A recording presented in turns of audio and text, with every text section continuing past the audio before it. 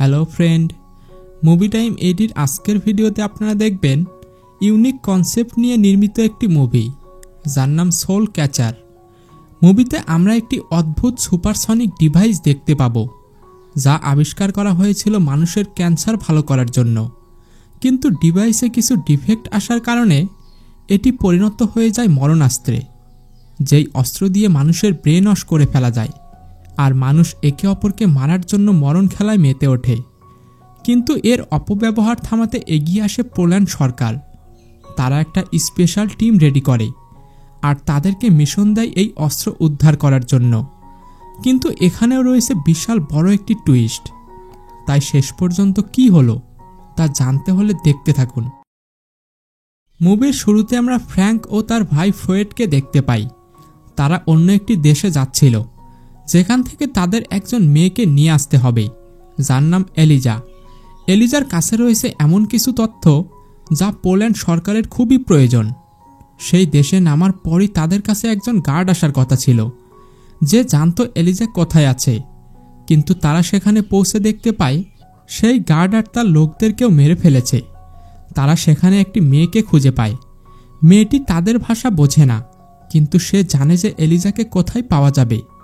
তাই তারা ওই মেয়ের সাহায্যে একটি ফ্যাক্টরিতে পৌঁছায় যেখানে এলিজা ছিল, কিন্তু সেখানে শত্রুদের কড়া সিকিউরিটি ছিল।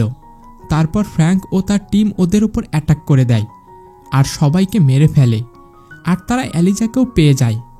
এলিজার কাছে সেই ইনফরমেশনের পেন ড্রাইভটা ছিল। সে সেটা তাদেরকে দিয়ে দেয় আর সবার সাথে বাইরে চলে আসে, কিন্তু বাইরে আসতেই কিছু লোক তাদের উপর হামলা করে দেয়। তারা অনেক কষ্টে তাদের সাথে লড়াই করে, কারণ তারা সংখ্যায় অনেক বেশি ছিল আর তারা অনেক অদ্ভুত রকমের মানুষ ছিল। তাদের ব্যবহার স্বাভাবিক ছিল না। তাই ফ্রেয়ড সবাইকে দুইটি টিমে ভাগ হতে বলে। তারপর একদিকে ফ্র্যাঙ্ক, হারপিত আর এলিজা চলে আসে আর ফ্রেয়ড বাকিদের নিয়ে অন্যদিকে চলে যায়। তারপর তারা কিছু আর্মিদের দেখতে পায় যাদের কাছে একটা বড় মেশিন ছিল। এলিজা তাদের দেখে গুলি করতে চায়, কিন্তু ফ্র্যাঙ্ক তাকে থামিয়ে কি হচ্ছে তা দেখতে বলে। তারপর আমরা সেই মেশিন থেকে এক ধরনের রেডিও বিম বের হতে দেখি। এর সাথে একটি জোরালো শব্দও বের হচ্ছিল, যার জন্য সবার কমিউনিকেশন ডিভাইস নষ্ট হয়ে যায়। ফ্র্যাঙ্ক তার ভাইয়ের সাথে কন্ট্যাক্ট করতে পারছিল না, তাই সে তার দিকে চলে যায় আর হারপিতকে বলে এলিজার ওপর নজর রাখতে। ফ্রেয়ড একটা জ্বলন্ত আগুনের সামনে চুপচাপ দাঁড়িয়েছিল। তাকে দেখতে পেয়ে ফ্র্যাঙ্ক তাকে ডাক দেয়, কিন্তু ফ্রেয়ড কোনো উত্তর দেয় না। তাই ফ্র্যাঙ্ক তার কাছে যায় আর বলে যে আমাদের এখান থেকে যেতে হবে।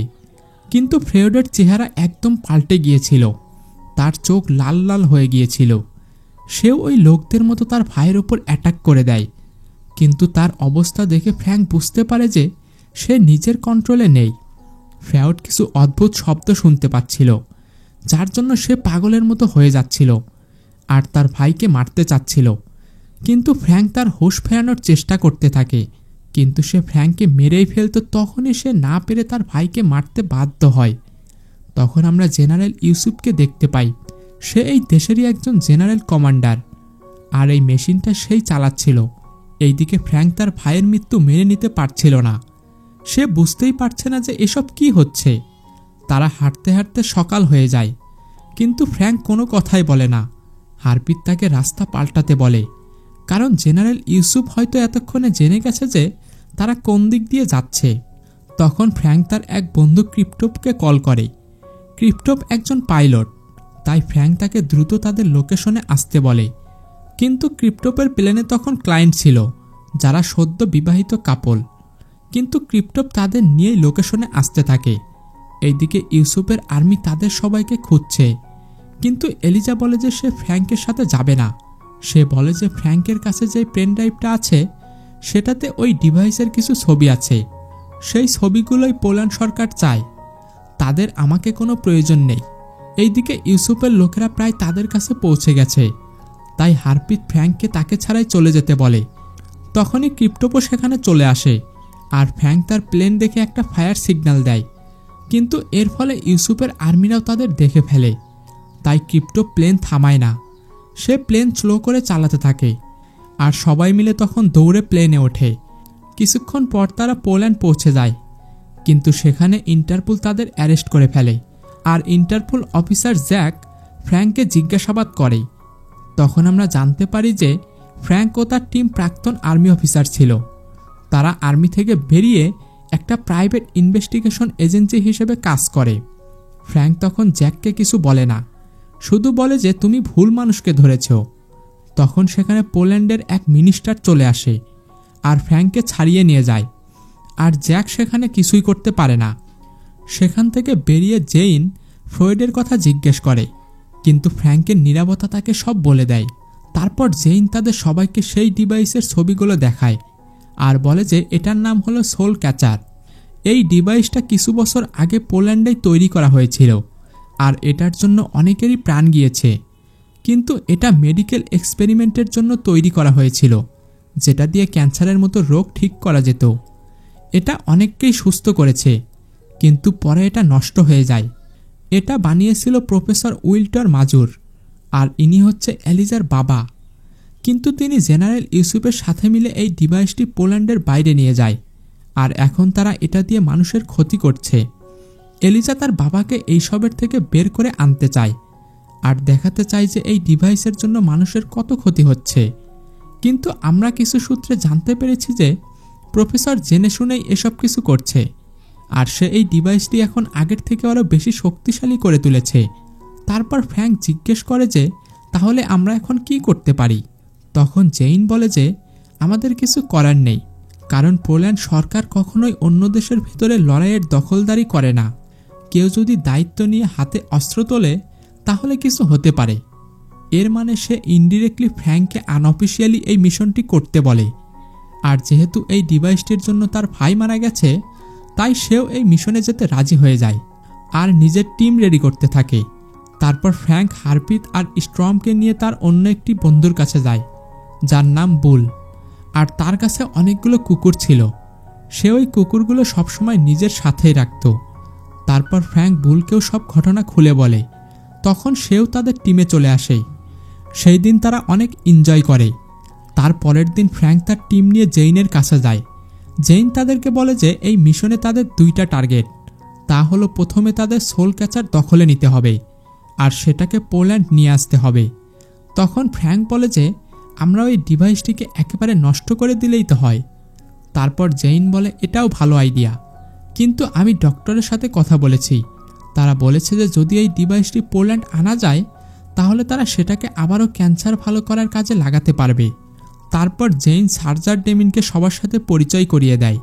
সেও তাদের সাথে এই মিশনে যাবে। জেইন তখন বলে যে জেনারেল ইউসুফ ওই ডিভাইসটি আফ্রিকার এক বিজনেসম্যানের কাছে বিক্রি করে দিতে চাচ্ছে, আর এই ডিল একটি ফ্যাক্টরিতে হবে, যেটা আসলে ইউসুফের আসল আস্তানা। তাদের এই ডিভাইসটি সেখান থেকে চুরি করতে হবে। পরের দিন তারা সেই জায়গায় পৌঁছে যায় যেখানে ওই ফ্যাক্টরিটা ছিল। স্ট্রম সেখানে দুইজন শত্রুকে মেরে ফেলে আর স্নাইপারের পজিশন নেয়। ক্রিপ্টোপো একটা ড্রোন নিয়ে সবকিছুর উপর নজর রাখতে থাকে। এইদিকে জেইন তার অফিস থেকেই পুরো মিশন নজর রাখছিল।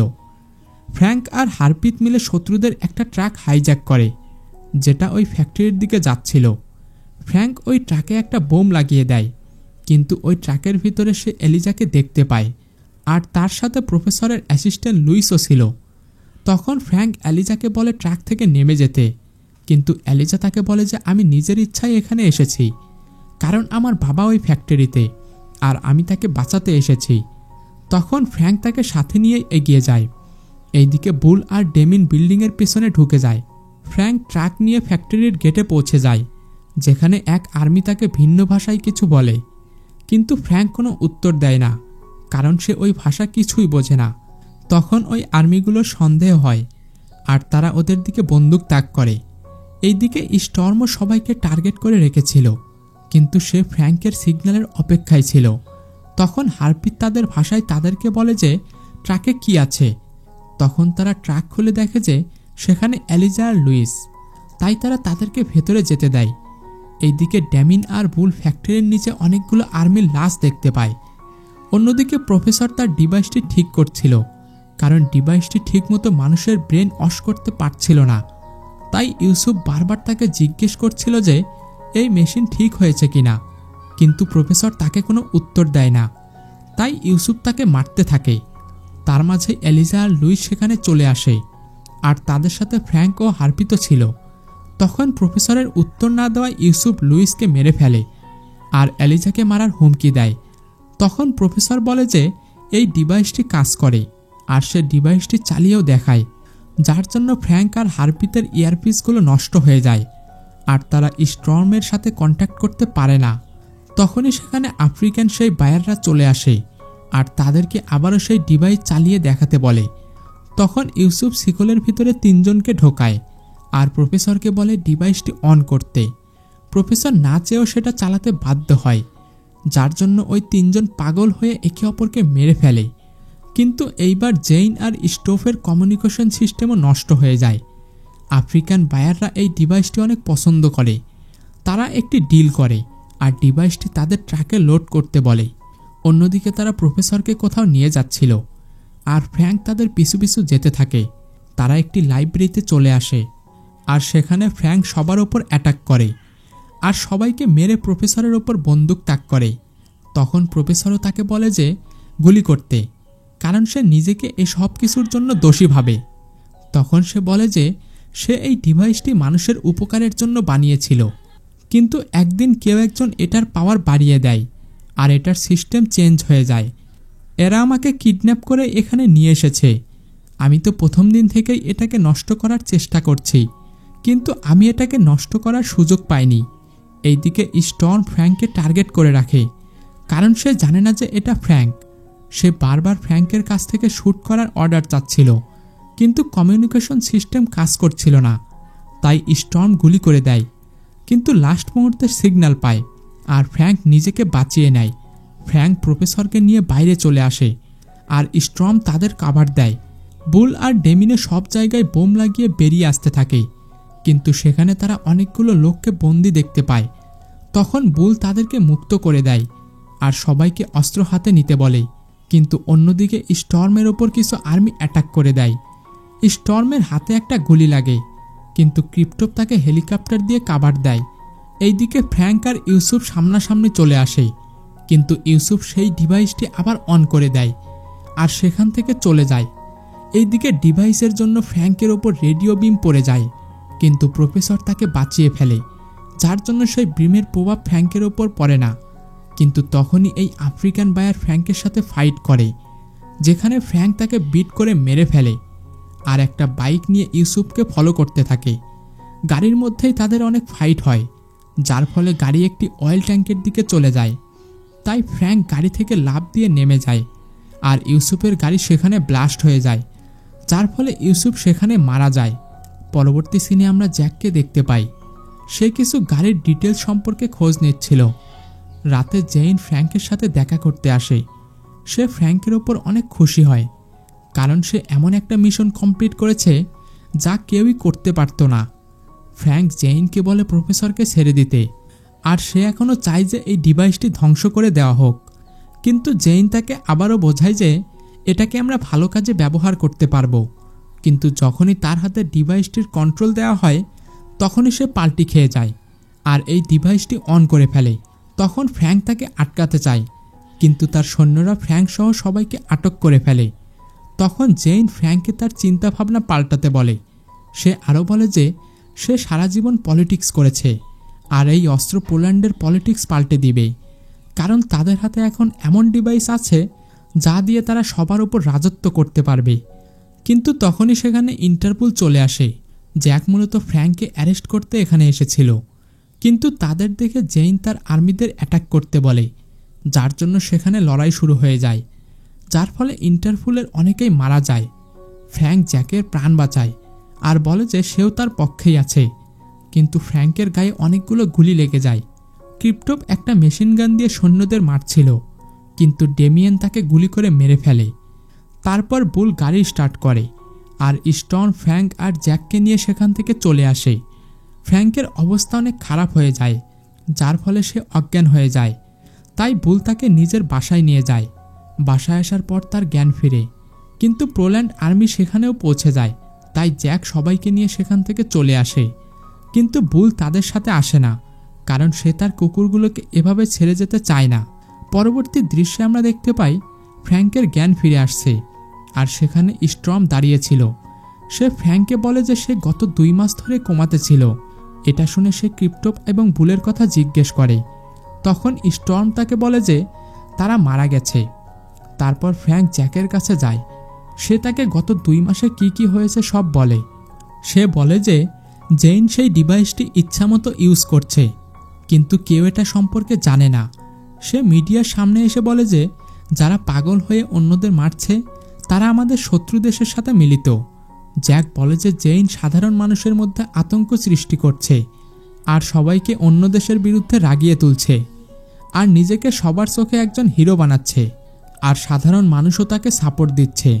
তখন ফ্র্যাঙ্ক জ্যাককে আরও একটি মিশন প্ল্যান করতে বলে। অন্যদিকে আমরা হারপিত আর অ্যালিজাকে দেখতে পাই। তখন হারপিতের কাছে একটা কল আসে আর তারা সবাই এক জায়গায় একত্র হয়, যেখানে অ্যালিজা বলে যে সে তার বাবাকে একটা মেসেজ দিয়েছে, তাদের শুধু তার জবাবের অপেক্ষা করতে হবে। অ্যালিজা সেই মেসেজ ডিকোড করে একটা লোকেশন খুঁজে পায়। তখন ফ্র্যাঙ্ক সেখানে যাওয়ার জন্য প্রস্তুত হয়। হারপিতও তার সাথে যেতে চায়, কিন্তু সে এটাকে ওয়ান-ম্যান মিশনে প্ল্যান করে, তাই সে একাই চলে যায় সেই লোকেশনে। সেখানে সে চালাকির সাথে সেই ফ্যাক্টরিতে ঢুকে পড়ে। কিছু গার্ডকে মেরে সিকিউরিটি টিমে চলে আসে, যেখানে সে প্রফেসরকে দেখতে পায়। প্রফেসরও তার আসার খবর পেয়ে গেছে, তাই সে ওই ডিভাইসটিকে নষ্ট করতে থাকে। আর ফ্র্যাঙ্কও শত্রুদের মারতে মারতে প্রফেসরের কাছে চলে আসে আর সেই ডিভাইসের মধ্যে একটি বোম ফিট করে দেয়। তখনই ডেমিয়েন সেখানে চলে আসে আর ফ্র্যাঙ্ককে গুলি করে, কিন্তু প্রফেসর তাকে বাঁচায়, যার জন্য প্রফেসরের গায়ে গুলি লেগে যায়। ডেমিয়েন ফ্র্যাঙ্ককে বাইরে এসে অ্যাটাক করার জন্য উস্কানি দিতে থাকে। সে ক্রিপ্টোপের কথাও বলে যে তাকে কিভাবে মেরেছে, কিন্তু ফ্র্যাঙ্ক তারপরও বাইরে আসে না। এইদিকে আহত প্রফেসর হাতে গ্রেনেড নেয় এবং যেই সৈন্যরা আসছিল তাদের সহ নিজেকে উড়িয়ে দেয়। ডেমিয়েন ফ্রয়েডের মৃত্যুরও মজা উড়ায়। তখন ফ্র্যাঙ্ক আর নিজেকে আটকাতে পারে না, সে ডেমিয়েনের ওপর অ্যাটাক করে দেয়। তখন তাদের মাঝে দুর্দান্ত ফাইটিং হয়। শেষ পর্যন্ত ফ্র্যাঙ্ক তাকে মেরেই ফেলে, কিন্তু সেও অনেক আহত হয়ে যায়। ফ্র্যাঙ্ক জানতো যে জেইন এই সব কিছু দেখছে, তাই সে তার সাথে কথা বলার চেষ্টা করে। তখন জেইন তাকে বলে যে ওই ডিভাইসটি নষ্ট না করতে, কিন্তু কিছুক্ষণ পর সে হেসে ওঠে আর বলে যে ওই ডিভাইসটি তার আর প্রয়োজন নেই। সে যেটা চেয়েছিল সেটা পেয়ে গেছে, ফ্র্যাঙ্ক তার আর কিছুই করতে পারবে না। সে মানুষের মধ্যে আতঙ্ক তৈরি করতে চেয়েছিল আর নিজেকে তাদের সামনে হিরো বানাতে চেয়েছিল। তার সব ইচ্ছাই পূরণ হয়ে গেছে। সে এক এক করে তার সব কুকর্মের কথা বলতে থাকে। এসব কথা আবার জ্যাকও শুনছিল। সে এই সব কিছু রেকর্ড করে মিডিয়াতে ছেড়ে দেয়। এইদিকে ফ্র্যাঙ্ক তার শেষ নিঃশ্বাস গুনছিল। তখনই সেখানে হারপিত তাকে বাঁচাতে চলে আসে। তারা সেখান থেকে বেরিয়ে যেতেই সেই ডিভাইসটিও ব্লাস্ট হয়ে যায়। তারপর আমরা সাধারণ মানুষকে রাস্তায় প্রোটেস্ট করতে দেখি। জেইন সেখান থেকে পালানোর চেষ্টা করে, কিন্তু মানুষ তার বাড়ির ভেতরে ঢুকে পড়ে। তাও সে লুকিয়ে একটা গাড়ি নিয়ে পালিয়ে আসে আর ড্রাইভারকে বলে যে একটা সেফ জায়গায় নিয়ে যেতে। কিন্তু তখনই আমরা দেখতে পাই যে ওই ড্রাইভার অন্য কেউ নয়, বরং বুল। এইদিকে জ্যাকও বাকিদের অ্যারেস্ট করে ফেলে। তারপর অনেক সময় পার হয়ে যায় আর আমরা হারপিতের বাসায় বুলের একটা কুকুরকে দেখতে পাই। সেখানে অ্যালিজাও ছিল। তখন হারপিত সেখানে ফ্র্যাঙ্ককে নিয়ে আসে। সে একদম সুস্থ হয়ে গিয়েছিল। আর এখানেই টুইস্টে ভরপুর এই মুভিটি শেষ হয়ে যায়।